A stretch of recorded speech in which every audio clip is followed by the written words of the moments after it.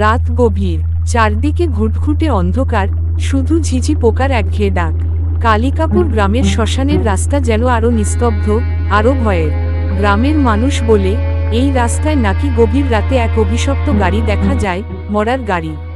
কেউ যদি সেই গাড়ির সামনে পড়ে আর কখনো বাড়ি ফিরতে পারে না।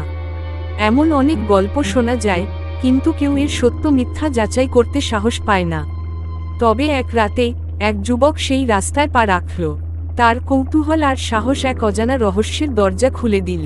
কিন্তু সেই রাতে কি ঘটেছিল? গল্পটা এখান থেকেই শুরু। আধার রাতের মরার গাড়ি। রাত তখন গভীর, চারদিকে শুধুই অন্ধকার, আর মাঝে মাঝে শোনা যাচ্ছে ঝিঝি পোকার আওয়াজ। গ্রামের নাম কালিকাপুর, একটা ছোট্ট গ্রাম, যেখানে দিনের আলোতেই গা ছমছমে পরিবেশ। গ্রামের সবচেয়ে ভয়ের জায়গা হলো পুরনো শ্মশানের রাস্তা, যেটা গ্রামের এক প্রান্ত থেকে অন্য প্রান্তে যায়। শোনা যায়, সেই রাস্তায় রাতের বেলায় একটা গাড়ি চলে, যেটা দেখলে নাকি কেউ আর বেঁচে থাকে না। কথাটা হয়তো অনেকেই বিশ্বাস করত না, যদি না ঘটনাটা কয়েক মাস আগেও ঘটত। রামেশ্বর, গ্রামের সবচেয়ে সাহসী ছেলে, রাতের বেলায় সেই রাস্তা দিয়ে ফিরছিল। মেজাজটা বেশ ফুরফুরে ছিল, কারণ তার পকেটে ছিল বেশ মোটা অঙ্কের টাকা। কিন্তু সেই রাতে কি যে হলো, তা কেউ জানে না। রামেশ্বরের বন্ধুরা তাকে বারবার বলেছিল, রাত বেশি হয়ে গেছে, শ্মশানের রাস্তায় যাস না ভাই, একটা রিক্সা ভাড়া করে ফির। কিন্তু সে হেসে উড়িয়ে বলেছিল, ওসব ভূতের গল্প আমি বিশ্বাস করি না। এত বছর ধরে এই গ্রামে আছি, কোনোদিন কিছু দেখিনি। হাওয়া তখন থমথমে, গাছের পাতাগুলোও যেন কাঁপছে ভয়ে। এক সময় দূর থেকে একটা গাড়ির হেডলাইট দেখা গেল। একটা পুরনো অ্যাম্বাসেডর গাড়ি। গাড়িটা আস্তে আস্তে রামেশ্বরের দিকে এগিয়ে আসছে। আশেপাশে এত গভীর অন্ধকার যে গাড়ির আলোর মধ্যে ছাড়া কিছুই দেখা যাচ্ছিল না। রামেশ্বর ভাবল, বিয়ের কোনো দল বুঝি। এমন অন্ধকারে কারা আসে এই রাস্তায়? কিন্তু গাড়িটা তার সামনে এসে থামল, আর ভিতর থেকে এক বৃদ্ধা বেরিয়ে এলো। বৃদ্ধার মুখে এক অদ্ভুত হাসি, চোখে এমন একটা দৃষ্টি যা দেখলে কারো শরীর ঠান্ডা হয়ে যাবে। বৃদ্ধা বলল, বাবা, আমাকে একটু সাহায্য করবি? আমার গাড়ি খারাপ হয়ে গেছে। রামেশ্বর একটু দ্বিধায় পড়ল, কিন্তু তারপর বলল, হ্যাঁ, বলুন কি করতে হবে। বৃদ্ধা গাড়ির দরজা খুলতেই রামেশ্বরের মনে হলো, গাড়ির ভিতরটা কেমন যেন অস্বাভাবিক ঠান্ডা। ভিতরে একটা ভৌতিক অনুভূতি, যেন কেউ মরে পড়ে আছে। গাড়ির সিটগুলোতে কালো দাগ, যেন অনেক পুরনো রক্ত শুকিয়ে গেছে। রামেশ্বর বলল, এ কেমন গাড়ি আপনার? বৃদ্ধা হেসে বলল, আরে বাবা, এ তো মরার গাড়ি, তুই কি চড়বি? এই কথা শোনা মাত্রই রামেশ্বরের পায়ের তলা থেকে মাটি সরে গেল। সে চিৎকার করে বলল, আপনি কে? আপনার গাড়ি এখানে কি করছে? বৃদ্ধা এবার গলা চড়িয়ে বলল, তুই তো অনেক সাহসী ছেলে, না? তোকে আজ আমার সাথে যেতেই হবে। এতক্ষণে রামেশ্বর বুঝতে পারল, সে বড় বিপদে পড়েছে। সে ছুটতে শুরু করল, কিন্তু কি আশ্চর্য, যতই সে দৌড়ায়, ততই গাড়িটা তার পিছনে পিছনে আসে। গাড়ির হেডলাইট যেন তার চোখে জ্বলজ্বল করছে। রামেশ্বর চিৎকার করতে লাগলো, বাঁচাও, কেউ কি শুনতে পাচ্ছ? কিন্তু গ্রামের ওই রাস্তা তখন একেবারে জনশূন্য। গাড়িটা হঠাৎ করে তার সামনে এসে থেমে গেল। বৃদ্ধা দরজা খুলে চিৎকার করে বলল, এসে পড় বাবা, এবার তুই আমার সঙ্গী। পরদিন সকালে গ্রামের লোকজন রামেশ্বরকে খুঁজতে বের হলো। সবাই জানত, সে ওই রাস্তা দিয়ে বাড়ি ফিরছিল।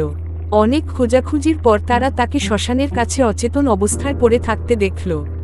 তার শরীর কাঁপছিল, ঠোঁট নীল হয়ে গিয়েছিল। কিন্তু সবচেয়ে ভয়ের ব্যাপার ছিল তার কথা। সে শুধু বারবার বলছিল, গাড়ি, মরার গাড়ি। বৃদ্ধা, তার এই অস্বাভাবিক অবস্থা দেখে গ্রামে আতঙ্ক ছড়িয়ে পড়ল।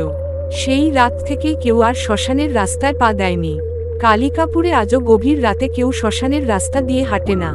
যারা গিয়েছে, তারা হয় নিখোঁজ, নয়তো ভয় পাগল হয়ে ফিরেছে। সেই রহস্যময় মরার গাড়ি আজও রাতের আধারে বের হয়। কে জানে, হয়তো কারো জন্য অপেক্ষা করছে। তুমি কি সাহসী? তাহলে একবার ওই রাস্তায় রাত কাটিয়ে দেখতে পারো। কিন্তু মনে রেখো, একবার গাড়িতে উঠলে ফেরার কোনো পথ নেই। রামেশ্বরের ঘটনার পর থেকে কালিকাপুর গ্রামে অদ্ভুত ঘটনা শুরু হলো। গ্রামের মানুষ দিনে দিনে আরও আতঙ্কিত হয়ে উঠল। মরার গাড়ি যেন এখন শুধু শ্মশানের রাস্তা নয়, গোটা গ্রামজুড়েই তার ছায়া ফেলছে। গভীর রাতে ঘর থেকে কেউ বের হতে সাহস পায় না। কিছু কিছু বাড়ি থেকে শোনা যায় অদ্ভুত আওয়াজ, গাড়ির হর্ন, চাকা ঘোরার শব্দ, আর কারো কান্নার সুর। শঙ্কর, গ্রামের এক যুবক, এসব গল্পকে মিথ্যে বলে মনে করত। সে বরাবরই যুক্তিবাদী। তার দৃঢ় বিশ্বাস ছিল যে মরার গাড়ির ঘটনা একেবারেই অলীক। সেই সিদ্ধান্ত নিল, এই রহস্যের একটা শেষ সে করবেই। একদিন রাতে সে সাহস করে শ্মশানের রাস্তা ধরে হাঁটতে বেরোল। তার হাতে ছিল একটা টর্চলাইট আর পকেটে একটা পুরনো তাবিজ, যা তার মা দিয়ে বলেছিল এটা সাথে রাখলে ভূত পেতনি ঘেঁষতে পারবে না। শঙ্কর মুচকি হেসে বলেছিল, মা, এসব তাবিজের যুগ এখন নেই। কিন্তু শ্মশানের রাস্তায় পা দিতেই তার মন বদলে যেতে শুরু করল। চারদিকে এত নিস্তব্ধতা যে নিজের শ্বাস প্রশ্বাসের শব্দও পরিষ্কার শোনা যাচ্ছে। বাতাসের মধ্যে একটা অদ্ভুত গন্ধ, যেন পচা মাংস আর পোড়া ধূপ মিশে আছে। হঠাৎ দূর থেকে একটা আলোর ঝলকানি দেখা গেল। শঙ্কর থমকে দাঁড়ালো, চোখ সরু করে তাকালো। এটা কি? গাড়ির হেডলাইট। গাড়িটা ঠিক তার দিকেই আসছে। এবার তার মনে পড়ল রামেশ্বরের বর্ণনা। গাড়িটা তার সামনে এসে থামল। শঙ্কর টর্চলাইট দিয়ে তাকালো, কিন্তু হেডলাইটের তীব্র আলোর কারণে কিছুই দেখতে পেল না। কিন্তু তারপর গাড়ির জানালার কাঁচ নেমে গেল। ভিতরে বসে থাকা বৃদ্ধা তাকে ঠান্ডা কণ্ঠে বলল, তুই কেন এসেছিস? শঙ্কর বুঝল, আজ সে বড় বিপদে পড়েছে।